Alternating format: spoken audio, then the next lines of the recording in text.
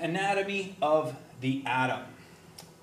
Looking for patterns in chemical reactivity. Atoms of different elements differ in number of subatomic particles. This difference in atomic structure affects their chemical properties. So we know that the periodic table has been organized in a way where they have similar properties if you look within a group or you look within a chemical family. So one of the chemical families that we've looked at was something like alkali metals, right? Group 1. Or alkaline earth metals are group 2, and they all have very many similar characteristics, very similar chemical properties. Now, a few patterns in trends that you can observe in the periodic table.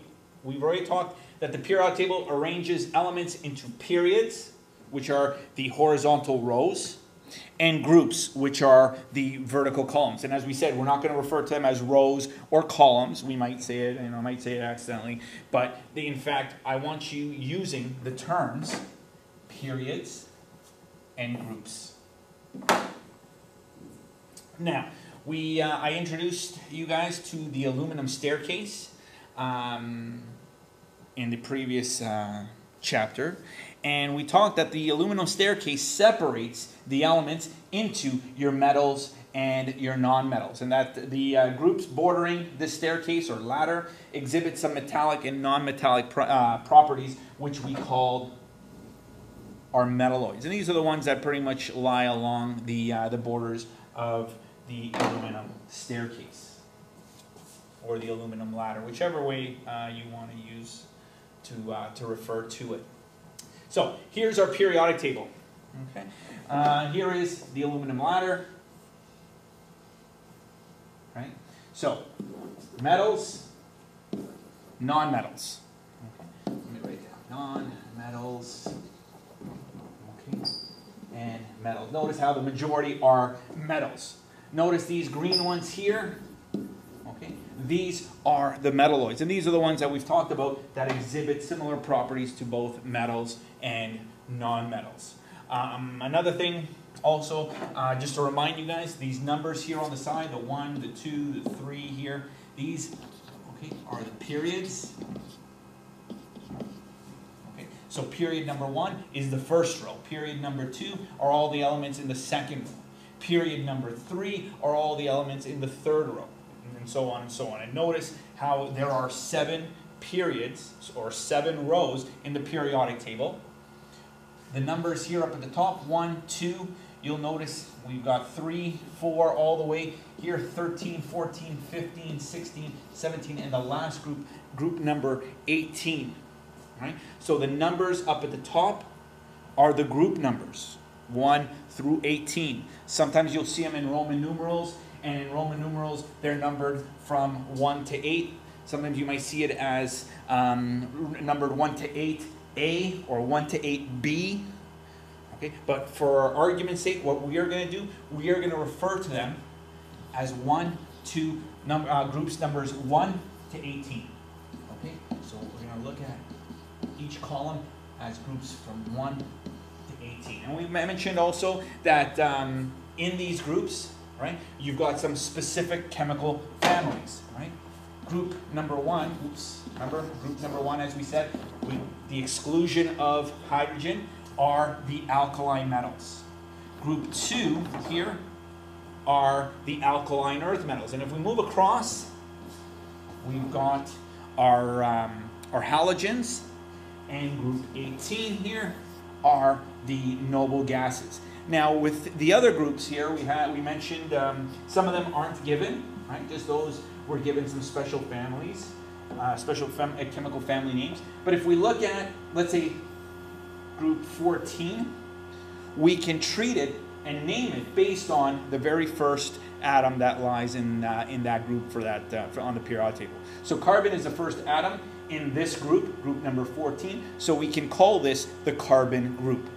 The next one, nitrogen, is the first one, so we can call that the nitrogen group.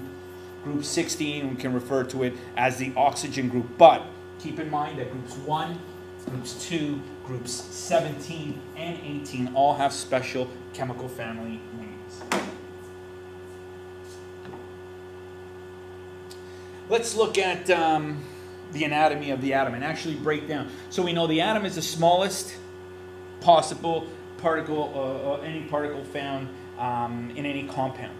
But we know that the atom can be broken down into subatomic particles. And we've talked about the scientists who were involved with pretty much the discovery of these different parts. So let's look at the first part. Really important part. Rutherford discovered that there was a nucleus, okay, which is the center of the atom. We know that it takes up very little space, that the majority of the space is actually with the electron cloud that are around it. Now, circling around the nucleus are what we call orbitals and shells. Now, keep in mind that when you study chemistry at the senior level, this is incorrect, right? We are looking, when we refer to them as orbitals and shells, we are referring to them using the Bohr Rutherford model, okay, or diagram, where we draw it as such. Next, in the nucleus, we've been able to find that there are protons. And here in this example, we are going to write down 11 protons for this example. Okay, now, if we look at that and we remember the number of protons, right, the number of protons, if we have the number 11 protons, or 11p, you might see it in a certain textbook or your notes, that represents the atomic number. So the atomic number and the number of protons are the same. So if we have 11 protons, we are referring to the atomic number 11. So if you look at the periodic table, which element in the periodic table has the atomic number 11? And you'll find out that the symbol is Na, and we are referring to sodium. So if we look at sodium, we can calculate the number of neutrons. And I haven't really talked about calculating the number of neutrons before, but we know that within the nucleus there are protons and neutrons. We know that the nucleus contains the entire, pretty much nearly all the mass, 99.9% of the mass of the atom. So how do we get that number? So to get the number 12 neutrons, what we want to do is we want to take the atomic mass of sodium.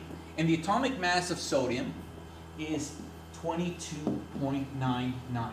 And when we're doing this calculation, okay, whenever we're calculating the number of neutrons, and I'm going to repeat this again when I show you guys the proper equation, you want to round it off to the nearest whole number. So 22.9 is going to become 23. And remember that the atomic mass units is AMU, as we've talked about in the previous chapter. So, but units aren't going to really come into play for this part of the calculation. So what we do is we're going to take the atomic mass and we're going to subtract it by the atomic number. The atomic number is 11. So 23 minus 11 equals to 12. And that calculation helps us calculate the number of neutrons. So that's where we got the number 12. So what you do is you take the atomic mass, subtract it by the atomic number to give you the number of neutrons. Now, because we're going to refer to sodium as a neutral atom, okay? It's a neutral atom, so because we're going to refer to it as a neutral atom, there is going to be no charge, okay, no ion charge reflective in this atom. So, which means if it's neutral, no charge, if I have 11 protons, I will also have 11 electrons. Now, how do I draw these electrons? As I've said also in the previous lesson, that the number of electrons, right, can be drawn as such. In the first shell, right, no more than 2 electrons. In the second shell, no more than 8 electrons. Third shell, 8 electrons. And for argument's sake, we're not really going to go to the fourth shell. We are going to go to the fourth shell for some of the activities that I have, but you are not filling in more than 2.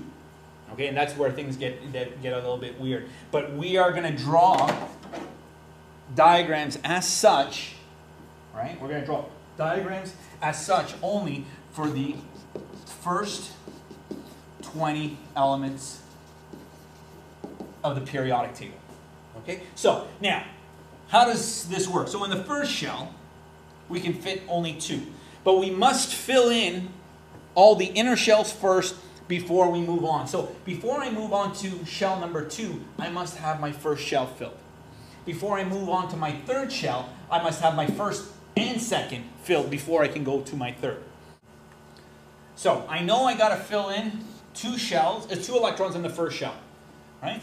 My second shell, if I fill in all 8, I'll have a total of 10, which means that we're going to have 1 more shell on the 8th, in that third shell for me to fill in. Okay, so let's look at the electrons when we're drawing them. So first shell, 1, 2 electrons. Sometimes you may see them paired up, right? I like to keep them apart until I draw more than 4 electrons, and you're going to see it in just a second. So we've filled in our first shell. I cannot fit in any more. So my third electron, so I've drawn in my 1 electron, electron number 2. For me to draw my electron number 3, I must do it on the next shell. So let's look at it. 1, 2, 3, 4, 5, 6, 7, 8. Notice how when I labeled it, when I drew them in, I first drew 1 in at each, let's say you could say at each, let's say, hash mark for treating it like an X or like a plus sign, right? So 1 electron here, then another one here, then another one here, then another one here. Then we pair it up once we get to number 4. We get to electron number 5. So we've labeled in 1, 2, 3, 4, 5, 6, then 7, okay, electron 8, electron 9, electron 10. I have filled in now 8 more electrons, right? So I cannot fit more than 8 in the second shell. So I cannot fit in another one in here. I'm already full. So where does it go? It goes on the third shell, or third orbital. There it is. And here is the name that we talked about in the previous lesson, valence electron. Valence electrons are the electrons found on the last or on the outermost shell or outermost orbital. Right? So the outermost orbital is orbital number 3. There is no orbital 4 in this diagram because we are going up to a maximum of 3. Now, look at sodium on the periodic table. So now you should be referring to the periodic table. Look at sodium. What is the period number? Okay, so what is the period number of sodium? So if you look at it, the period, okay, which are the rows, right, but we're not going to refer to them as rows. The period number that sodium belongs to is period number 3. The period number tells us how many orbitals or shells we have.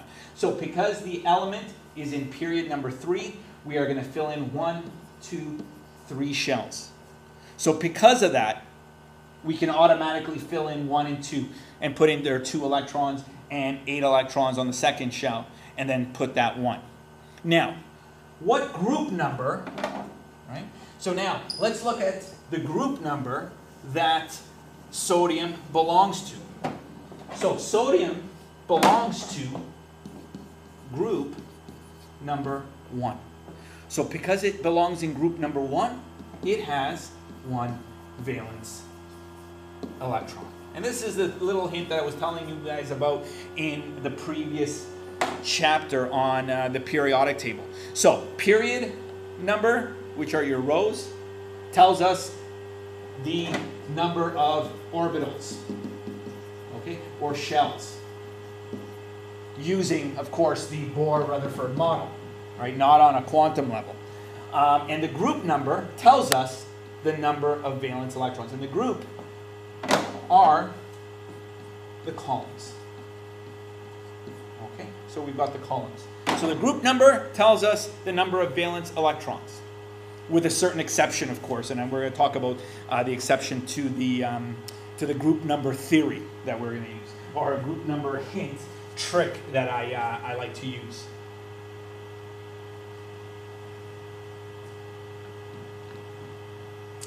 So, let's just recap the three main subatomic particles. A proton is a positively charged particle forming part of the nucleus of an atom, right? We've drawn that. A neutron is a particle carrying no electric charge and forming part of the nucleus of an atom.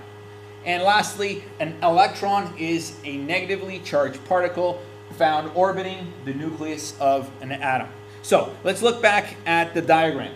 This diagram, because we have labeled the nucleus with the number of protons and the number of neutrons together, this is what we call a Bohr-Rutherford diagram. So be careful if you're asked to draw a Bohr-Rutherford diagram. Bohr said that these electrons orbit at certain energy levels.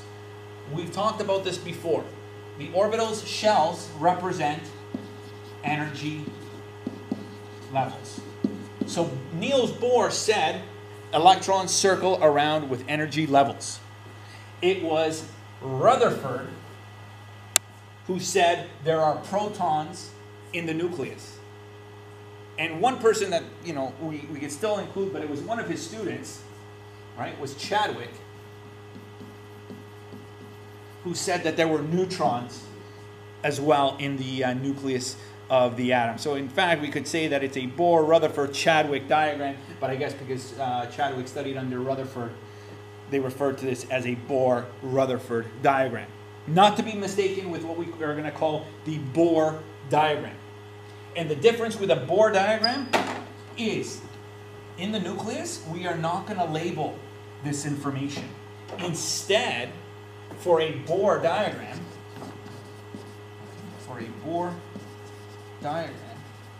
we are just going to label it with the symbol Na. Maybe I should have used it. Let's see. Right? We name it, or we label it with just the symbol. We do not put the number of protons. We can do that all on the outside if we wish. Right? But in a Bohr diagram, okay? So in a Bohr diagram, we label it just with the symbol. In a Bohr-Rutherford diagram, we actually place the number of protons and neutrons. So be wary of that, or be careful of that as well. So, hints in the periodic table. As we've said, the atomic number tells us the number of protons. It also tells us the number of electrons of a neutral atom has, So,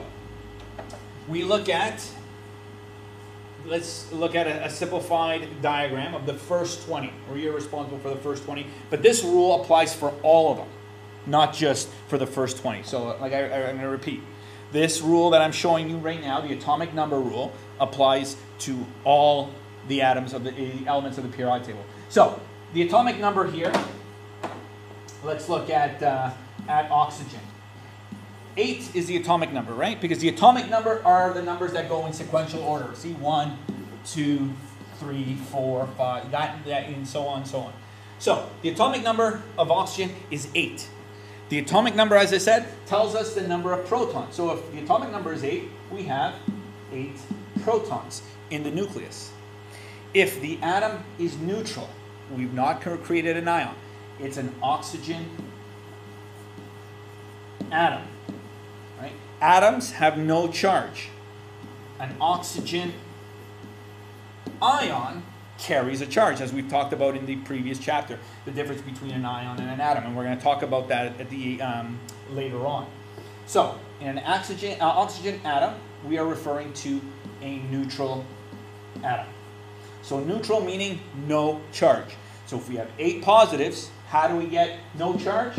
We make sure that we have 8 negatives circling around in the orbitals, in the shells surrounding, and the energy levels around the nucleus of oxygen. Let's look at another example here. We look at magnesium, right? Magnesium has the atomic number 12, which means it has 12 protons, and if it's a neutral magnesium atom, it will also have 12 electrons surrounding its nucleus. So, some more hints to the periodic table. The number of neutrons is equal to the atomic mass subtracted by the atomic number. So, we have the atomic number, we have the atomic mass. Whenever we're doing this calculation for the atomic mass, round to the nearest whole number. So, with this example, 55.85, the nearest whole number is 56. And this represents, remember as we said, AMU, atomic mass units. So, that's the atomic mass. We subtract it by the atomic number, which is 26, which will give us 30 neutrons. Okay, notice that the number of neutrons may or may not match with the atomic number. So, notice where the mass is coming from for iron. It comes from the protons, right, which is the atomic mass, and with the number of neutrons. Because if we go backwards, right, we've got, as we calculate, right, 56 subtracted by 26 gave us 30 neutrons. Now, if I have 30 neutrons in the nucleus, I add it to the 26 protons, or P, that I have, right? It'll make up the mass of iron, which is 56 atomic mass units. So notice how the mass of an atom is found with the number of neutrons and the number of protons found in the nucleus. So the entire mass of any atom is found in the nucleus. Okay? I can't repeat that enough. Now, some more hints. Group number, as I told you guys, tells us the number of valence electrons, and this works primarily for the first 20 elements. So, we've got the entire periodic table here. So, let's look at the first 20 elements, because this rule is going to apply greatly for the first 20, and that's all I'm expecting. You're going to be responsible for. So let's look at the first 20, and notice how the group numbers are numbered. 1, 2, right? Look at the gap here. This gap here has what we call the transition metals. We'll worry about that next year. Okay, so we've got the transition metals, and then we jump over across to the next part of the gap at 13, 14, 15, 16, 17, and 18. Group number tells us the number of valence electrons. Valence electrons are the electrons found on the outermost shell, or energy level, or orbital, whatever you want to call it. Right? So, if we're group 1, 1 valence electron. If we're group 2, 2 valence electrons. But now we're going to move across. Does that mean that if we have if the group number is 13, we have 13 valence electrons? Remember, the most valence electrons that we can ever have, the most we can ever have, is equal to 8. Right? So what do we do for this? Well, instead of 13, we're going to take away the 1 and treat that as the number of valence electrons. So 13 has 3 valence electrons. 14 has 4 valence electrons. 15 has 5 valence electrons. 16, 6, you can almost get the picture here, right? 17 has 7 valence electrons, and group 18 has 8 valence electrons, with the exception of helium. Helium is the only one that will have 2 valence electrons, right? Because remember, as we're going to show you guys in the next group, right? The period number 1, 2, 3, 4 that we have here. This, as I'm going to show you in the next slide, represents the number of shells. So if we're here's helium. We're on the first shell. We can only fit 2 electrons. We cannot fit 8. So 2 acts the same way for helium as 8 would for neon, as 8 would with argon.